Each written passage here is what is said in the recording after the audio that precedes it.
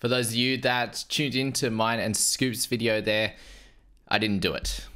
I didn't make the call. I went for the safer play, which in this scenario definitely didn't work out. Mr. Latrell Mitchell, 99 there. This was the frustrating start to the day. And why does it always have to be at the start of a day? We had, when I was at Magic Round, this first game, it was Titans as well. Didn't even realize that. Jamin Jolliffe gets injured in the first 10 minutes, and that kind of cooked that first part of the day. And same here, I was making that decision between Latrell Mitchell and Garrick, and I did get a little bit of clarity. I was like, I'm going to regret this, especially today. I was like, Latrell's going to outscore Garrick for sure this week. Obviously, him against the Titans, and just seemed to be in everything now, especially with the kicking in general play as well. And I thought, well, I tipped the Bunnies. I was thinking that they would come out and win this game, and then Garrick's up against the Panthers. But just to give you my little process of elimination as to why I ended up making that decision, dual position was actually on the lowest part of that. I think that that's slightly important, the center and the wing fullback dual. But the couple of biggest parts to it was actually their draw. So Latrell comes up against, it was after this week, obviously. Latrell comes up against the Broncos and Manly. That's if he doesn't make Origin. Whereas Manly's draw really opens up after this Panthers game. And I thought that that would be a really good situation for Garrick. And we know that Latrell, it doesn't really matter too much who he comes up against. But if the Bunnies aren't putting on points, which before this week, we weren't really sure if they were going to be a decent team from here on out. And yesterday they were much better, but the Titans were really poor as well. So I do think that if the Bunnies can come up against these next two teams in Manly and also Broncos, and they actually play fairly well, although the Broncos didn't play too well last night, that he wouldn't be able to go absolutely bonkers. And I also didn't think he'd go 99 in this one. I thought he'd be, a 70 or something like that, which if Garrick was to get a 45-50 this week and then could outscore him just by a little bit in other weeks, like I did think Latrell was going to outscore Garrick longer term as well. But the big factor obviously was the Origin chance, and everyone was saying to me, I was blowing up in group chats, and sorry to those involved in the group chats there about the whining for myself and other people, but wasn't happy at the time that they're all saying that he'll be in Origin now, but there are still so many options that they can go with to pick for that position. And obviously Birdo's another one as well. You got Bradman Best, but he still has to play this upcoming week at least. So there was a lot to think about coming into that decision, and ultimately I went with the draw going forward, and also Latrell's, I think, good chance. At that time, probably a 50-50 chance of making Origin, and after this game, I'd say it's about a 75 to 80% chance of playing Origin. When you're going into a do-or-die match, you're down 1-0, New South Wales are, I think that he's someone that could easily be a game breaker, and you need as many of those game breakers in your side as possible. Gives you an extra threat with the kicking the footy as well on that left-hand side, that, if you're not going to select Burton, Latrell has that big boot, and he can, kick long and kick high as well. So that's something to note as well. And it's being a game breaker. And apparently all the guys there, Kiri was saying just the confidence that he provides a team if he's in there. And he absolutely looked like he was ready and raring to go yesterday. And he has the last few weeks, to be honest with you there. So that's the reason I decided not to. And obviously this week, for those lot of people that did bring him in, it's been a massive benefit, and it's kind of hurt my week from really making any ranks. And it will have others too. And if you have Mitchell and Lomax, and if you decide to captain Latrell in this one, kudos to you. Absolutely incredible effort there in that one. So at least that gets the poor stuff out of the way from today's video. The Cowboys game wasn't too great either, but I did also tip the Wars. So I was having an absolute cracker night of tipping, and then it was 12-4 at halftime for the Broncos. I tipped them over the Sharks. I just can't catch the Sharks at the moment. Every time I tip them, they lose. And when I don't tip them, they win at the moment. So super frustrating from that standpoint. But thankfully in that last game for me, fantasy-wise, was much better. And to be honest, the majority of, if you picked any South players in this game, which I know I have seen a lot of people end up picking up Jack Whiten there as well. It ended up being a pretty good fantasy game for most players there. So Latrell's 99, just a freak, absolutely involved in everything. 5 offloads there, 3 try assists, a try saver in there as well as the goals. 10 points in kicking in general play to go along with the 12 in goals. So 22 off the boot there, a try. as well in that one. Congrats to him and owners. All right, so let's move on. Cleese Haas, he was the Titans' best. Wasn't even close at this point. It was him and Jaden Campbell, although Campbell decided not to give Fafita the ball plenty of times. Yeah, Cleese Haas, incredible in this one. Was bending the line a lot. I haven't looked at his post-contact meters, but I'd say that they were very high level there. So Haas, well done to you. 67 in 75. Anyone still holding on with that middle and edge duel. Fafita, what a roller coaster, man. He ends up scoring basically what he's averaging and what he's priced at, which earlier on in the game, 14 at halftime.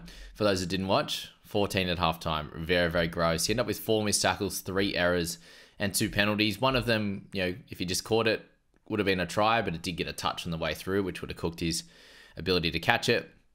Thank goodness we got that little rivalry with Cody Walker, because Cody absolutely turned Fafita on there and got him rampaging, that's for sure. Picked up 7 tackle breaks, couple offloads all after halftime, and obviously that try as well to go along with it was very, very helpful. And they added the try saver in at the end, so there you go. But yeah, a bunch of negatives, obviously neg 18, still manages 63 there, so it just shows what he's capable of. And outside of Latrell and Zach Lomax, has ended up with we've ended up with a good captaincy score, and I do think there's like 80% now of the top 1,000 that has Fafita, so thankfully, he's still got that good score, because 20% of people that didn't bring him in, or it'd be more in sort of out to 5,000, 10,000 ranks, we needed that score because obviously captaincy very, very important there. But he's so lazy, man. We kind of knew beforehand why Slater wouldn't pick him, and we can understand it every other way.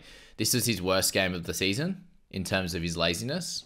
Having watched him for the last 2, there's a reason he got picked last year, and it was his effort in carrying the footy, getting extra carries, and just tackling hard, and just his effort plays, and that was, he went the other way.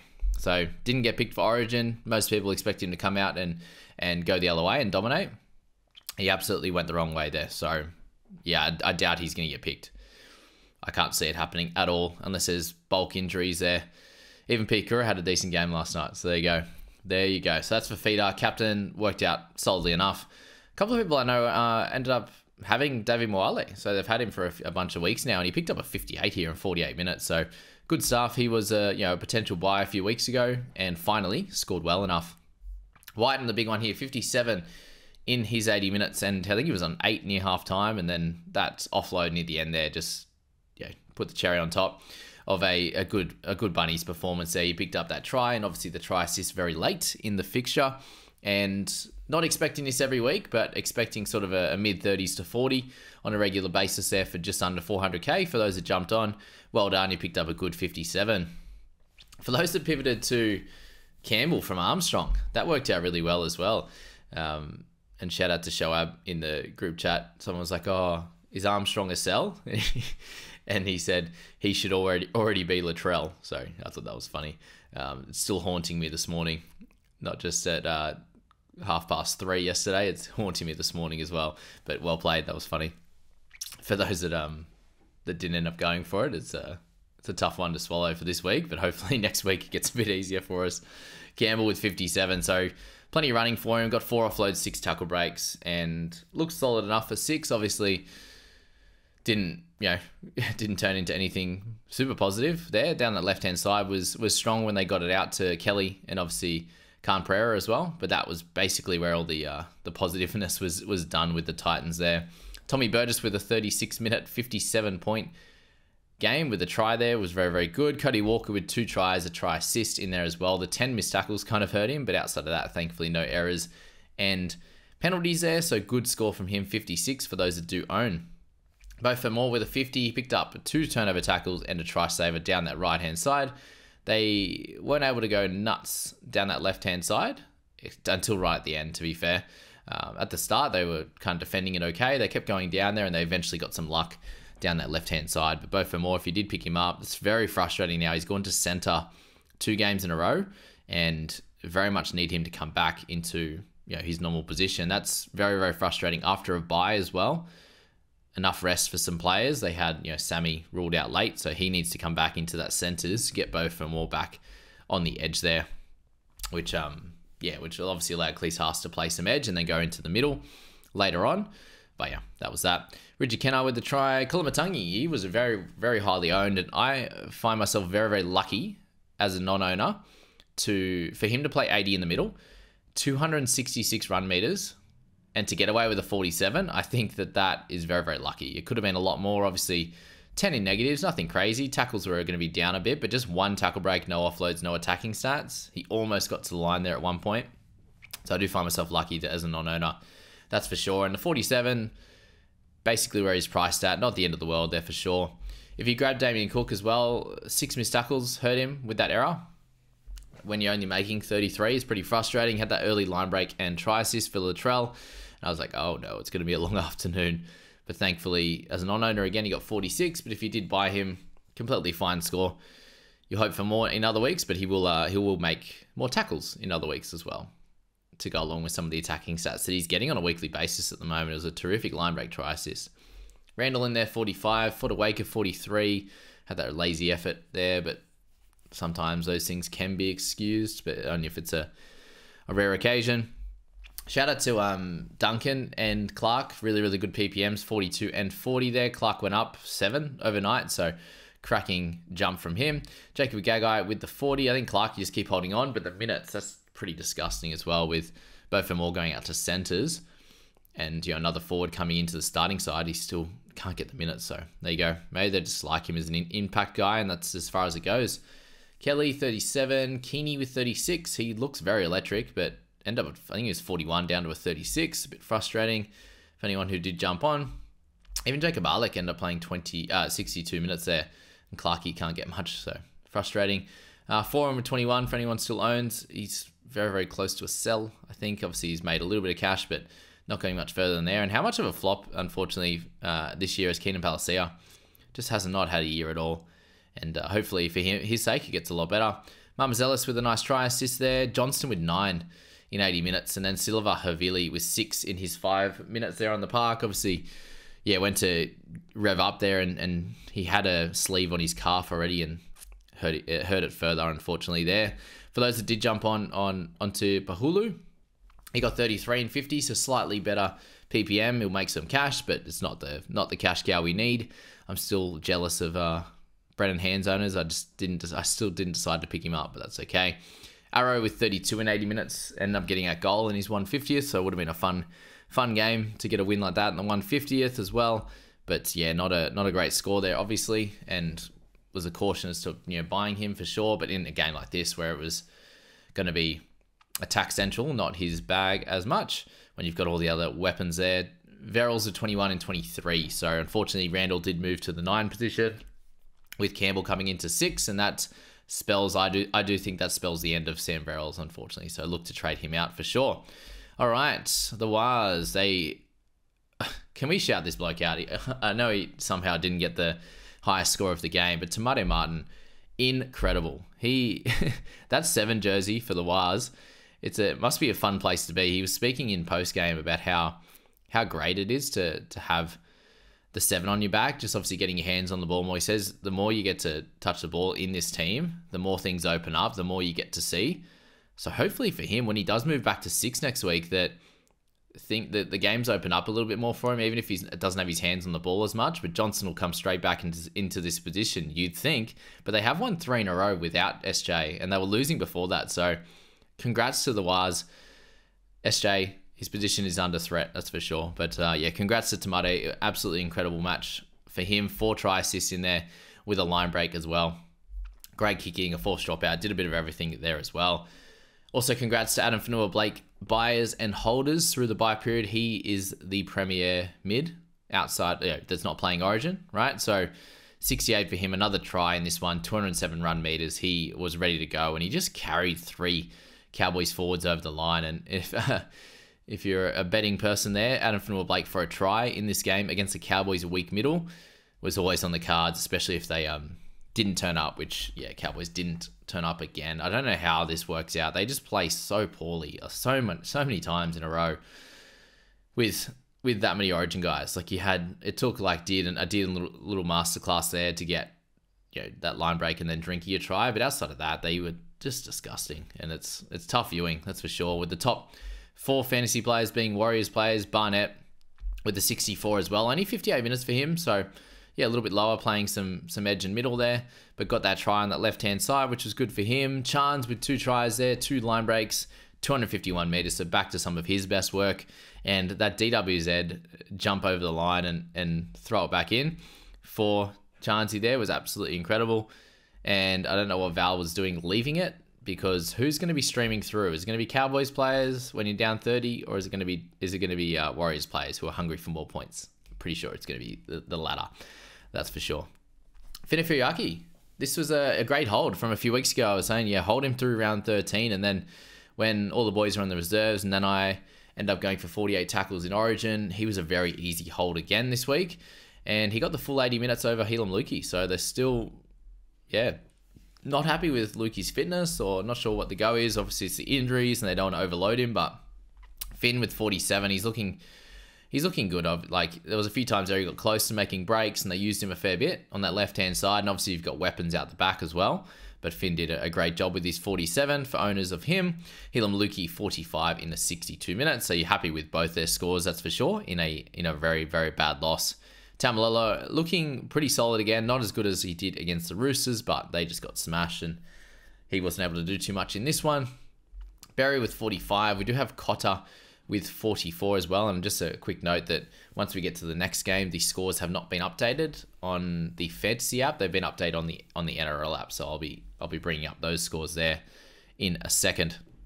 Yeah, Cotter 44 ended up playing big minutes with the try saver there. 5 missed tackles, sadly, an error, a couple of inside 10. So it didn't work out for him in that second half. Like, he came back and just, yeah, it was too many tries going through the middle. Adam Fanua-Blake was going through him, so that was a little bit frustrating there for sure. And he only gained sort of 6 points in 30 minutes or close to it. No, 26 minutes in that second half. So a little bit frustrating. He built up those tackles, and hopefully for him, he can have a good rest this week and come back and play a good one. But I'm very, very thankful that he did play for me this week. It allows me to play 17 and put myself in a good spot to hopefully make a couple of ranks. With Latrell thing, I don't think it's going to be many, but I think that 44 is going to help me out for sure. Edwards, 59 minutes through the middle, good tackle numbers. Just, he ended up being the 9 that got to give good service out of dummy half, as Peyton was after, which he was saying McIntyre, but then he just went for Edwards. So there you go. Harris was 42 in 49 minutes. So I do hope you reverse those trades if you were going to be going for him this week, and pick Adam Fanua-Blake or pick someone else there. And 42 in 49, still good, obviously, for the minutes that he played. Like, if he played 60 odd, he would have got a 50 odd, which would have been great. But yeah, it wasn't to be in this one, and they're bringing him back slowly. So I suppose with the team doing well as it is right now, Walker at 13, they decided to continue going with that. Drinky with 42. To be fair, in this type of game, about all we could hope for. The good thing here is he had just had the one error, which was right at the end of the game. So his only negative in this game was right at the end, when he was just literally the last second of the game. He just threw it to the winger. Unfortunately, they're trying to do a little cutout pass, but he didn't play his best. He obviously had that try up through the middle, which was good, but that was what saved him in this one. He did some good kicking good kicking in general. 8 tackles for 0 misses, so no misses on that front. He worked hard and made a few good grass-cutting tackles, but yeah, the team's just not happening at the moment. So thankfully, a 42 after his massive score last week. Round that out, it's a beautiful 60 average over 2 weeks, which will take that for sure when you get hammered. All right, 40-41. Wade Egan, 41, 56 minutes. So just slowly working his way back. If you do own, it's a bit frustrating. I think at this point you maybe hold, given his 568. He'll be a little bit less after this week, I'd imagine. So, he's scoring according to where he's priced at, which helps. Val Holmes, another not great game, to be honest with you guys. 4 missed tackles. I thought it was more. I felt like he had 5 or 6 in that first. He almost had 2 earlier. He had like 2 in one play one time, 2 in another play, and yeah, ended up with 2 turnover tackles. One was a really good cover tackle that, not sure what the ref was doing in a few of these moments, but that double sin bin, what is going on there? Oh goodness. Chad he'd turned on a bit. He was ready to throw down a few times there. He was getting a bit annoyed, and you could see that, and I think that's why he's like, all right, just go cool off. But for Tamati Martin to get sent for to get sent. No, was it Tamari? Who was it? No, it wasn't Tamari. It was CNK. What's CNK? Oh, God. Oh, I've lost the plot. We'll get to him in a sec. I've lost his name. Chanel. CHT, not CNK. There you go. Chanel. When he got sin bin, I was like, what is going on here at all? That was a shocker. Anywho, yeah, Holmes not good. Nikure looked really strong in running. That was good. Walker with 33. McKaylee 31 in 28 minutes. So a few extra minutes this week at least if he did hold on. He started well, obviously. McIntyre 29 for owners of him. Did in 28 with that one good play. But yeah, it was pretty gross outside of that for this whole game for the Cows. Burns, 1 try. But yeah, a couple of errors there. Not ideal for him. Felt same thing. Coming out of trouble. Picked up an error. Jeremiah Nanai, if he did hold on, a 19. Playing off the bench. Not super ideal. And yeah, Purdue with 3. End up with the try assist in Supercoach instead of Val. So I wasn't happy with that. But yeah, not a great game for Supercoach with Drinky and Val. But yeah, fantasy wasn't too bad, just owning Drinky there myself. All right, let's go to that final game there of last night. So we will see Paddy get 1 extra point up to a 68. So picked up a try early there. That was cracking work. 48 tackles. He did end up with 5 misses, most of them in that second half, where, yeah, they were getting torn apart. 12-4 at halftime, you know, 18 points straight on them in that second half. And I do need to shout out Sifa Talakai, who does keep his score at 66. He was absolutely incredible. A try assist and a try. They looked so good on that left edge. And not sure how long Teague Wilton's going to be out for, but if it is for a little bit, Talakai, I think that's his home for the next bunch of weeks, and he will make some money. It's just how many weeks. There was a bit vague as to how many weeks we think Teague will be out for. When I say we think, I mean Errol Physio and the casualty ward. But yeah, Talakai was great. 66 in that one. Not too much else to say on that. If you want to take the plunge and buy him, I just think it's too hard with the limited amount of trades that we do have. Payne Haas sticks with his 56 as well. Pretty good effort, to be fair, following Origin. So you'll take that score from him. Nikora with 55. So welcome back to Britain. Nikora played much better. He sticks at that 55 as well. 43 tackles for 1 miss. So that was much better. And actually ran for 141 meters. So if that's going to happen longer term, absolutely incredible. You can't fault that effort there. Jock Madden, 53. Don't think it matters what he stays at. He does stay at that as well. Jordan Ricky at 50. Ended up going off for a HIA. Came back on with a 48 they've given him, which is cool. The man. I missed out on Latrell. I didn't expect Piakura to get 49. So even with a try or whatever else was potentially to come, I still didn't expect a 49, and I was hoping for a 35 in this game. So picked up a 14 extra points. Very, very happy with that. He was actually on 1 missed tackle until like the last 5 minutes that he played. I think from 70 to 75, he was still slowly going up points, making some tackles, a couple of runs. Picked up that turnover tackle in a cover tackle, which was good. 3 tackle breaks and 1 line break. But 33 for 3 misses. I'm taking that every day of the week with his potential for attack. Played 75 minutes as well, so that was awesome. Jack Goz came on when Ricky went off with the HIA, so I'm not sure if the minutes were inflated, but still very happy with this score. And if he can continue doing okay, then he will definitely be my edge for round 19. And if I don't have to trade him, that's great. He only has 1 more buy in this period remaining. Use him for round 19 and then remove him from there. So it could work out okay. We'll see how the things play out. Now, this is the one that I'm worried about. It's Trindle versus Atkinson. And the good thing for Atkinson is he's bumped up 5 points in the NRL app. They missed out on let's just check him now. What has he got? 121. Yeah, they missed out on a couple of points from his kicking in general play. Like he's up to 180 meters there. So a few different bits and pieces went up for Atkinson there. But the question is here, Trindle or Atkinson to partner Nico Hines next week? That's the worry. And if it's Atkinson, he has to be sold for me. If Atkinson's out, he has to be sold for me. It'll be him and Sam Hughes that'll be on the chopping block next week. But yeah, very interesting how that one's going to play out, that's for sure. So Trindle ended up getting a try in this one. He missed a lot of tackles, and then obviously the second half he steered the ship and did good things. So that was good for Trindle. He sticks with that 48 there.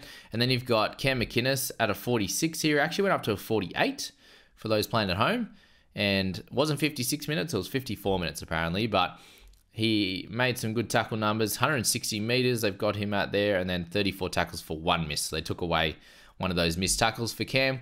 Really, really happy with that in a backup game. I think 48, yeah, you take that every day of the week. Katoa there, Stags, 46 and 43. A few people were talking about Stagsy. He did miss a pretty important tackle on Talakai, but fair enough. He's an absolute beast. A lot of people have missed a few tackles on Talakai, but they've got Stags as a potential option in Origin as well, which is fair. Fletcher Baker, 40 and 30 minutes. Go, son. How good's that for our preseason potential cash cow that didn't really make any money? Iro, 39. 21 tackles for him, 2 misses. Unfortunately, 2 errors in the back end of the game too, but he continued just to get involved and run the footy. So good stuff from him. Take the 39. Hopefully he just sticks in that spot. And it looks like he will with Talakai at least playing on the edge. Talakai's just been great all year. Very, very impressive. And he's moved around every spot too. All right, we got Brayley Jensen, 36. Brayley, 35. With that try, pretty gross, to be fair, if you do own him. That's why he's gone down a lot in price. He just cannot score well in most scenarios. But Atkinson, 39. Now that he's up at a 39, very, very happy with this game overall. I was a little bit thinking, oh, it's a little bit low, 34, but 39 just feels a lot better. 40 would have been even better. We know what it's like, guys there. But he continues to work hard. He runs the footy well. Doesn't get to kick goals or kick in general play much. But I do think that helps Hines. But again, they won some games with Trindle at the start. They won some games with Atkinson later on. Up to them. We'll find out and we'll make the decision accordingly. But he's made some good cash now, Atkinson, and that'll be up sort of 200k gains for anyone who jumped on fairly early, which I think I was second week for him. Ramian, 32. Kennedy, 30. Cobbo, 29 for those that still own him. Just keep holding on, I think, for now. He could have a big game in him. Then you got Mulatalo, 25 there. Hines and Trindle is the combination you want, to be fair. But this is, him sometimes. He goes on absolute tears, and then he goes and hits rock bottom price, and then he goes on tears again. It's just hard to catch it for sure. When you don't jump on him is when he goes nuts. Ezra Mam, 20. Kafusi, 23. So he's really dropped off a cliff. So I think he's the guy to sell now. Unfortunately, it's just not good enough. And I think we're going to leave it at that. There you go, guys. It's the 3 games for your Saturday wrap. Good luck with your 2 games today. We do have the Storm and the Knights. If you haven't made your Armstrong trade yet, whether that's Armstrong to Garrick, Armstrong to Wishart, anything like that, please make that decision and get that sorted once that hour before team list time, or do it now if you're going to be busy at that time. And then we've got Panthers and the Eagles in the second game today, followed by Dogs and Eels tomorrow. So we won't have our complete wrap-up following tonight's games. It's going to be a little bit of a quicker turnaround from round 14 to 15, but that's cool. That is cool for sure. Thanks for being here, guys. Catch you in that next video and enjoy those games today.